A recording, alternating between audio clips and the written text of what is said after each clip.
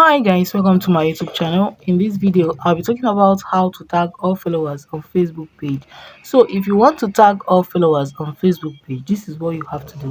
Open your Facebook page this way, make sure it's updated, then tap on what's on my mind in order to create a post. Now let me say hi everyone.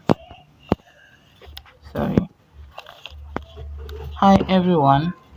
And the next thing you will do is to give a space. I want to tag it to my followers, so I'll tap on add option, the option add. Okay, now look at my Facebook page. It has the number of followers it has appeared there, and the name of my page appeared. That's the second one there. So I just have to tap on it. So when I post send, say next, when I tap on next, it says who can see this? Only me. You set it the way you want it to be.